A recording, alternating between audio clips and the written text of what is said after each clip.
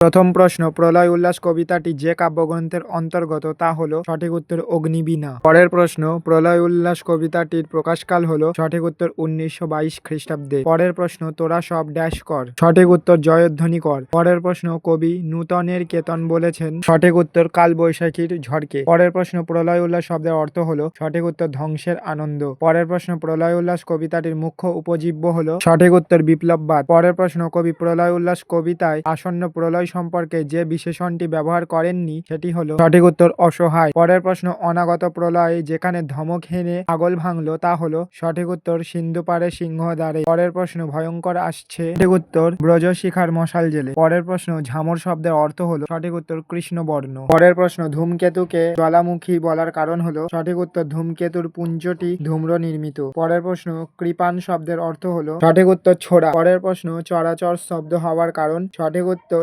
অট্টরোলের হট্টগোল। পরের প্রশ্ন, সপ্ত মহাসিন্ধুর দোলে কপল তলে, কপল কথার অর্থ হলো সঠিক উত্তর গাল। পরের প্রশ্ন, মাভৈ মাভৈ ধ্বনির তাৎপর্য হলো সঠিক উত্তর ভয় না পেয়ে এগিয়ে চলা। পরের প্রশ্ন, মুমূর্ষু শব্দের একটি প্রতিশব্দ হলো সঠিক উত্তর ভয়ঙ্কর। পরের প্রশ্ন, প্রলয় উল্লাস কবিতায় শিশু চাঁদ বলতে বোঝানো হয়েছে সঠিক উত্তর সদ্য উদিত চাঁদকে। পরের প্রশ্ন, উল্কা ছুটায় নীল খিলানে, নীল খিলান বলতে এখানে বোঝানো হয়েছে। সম্পূর্ণ ভিডিও দেখার জন্য নিচের লিঙ্কে ক্লিক করো।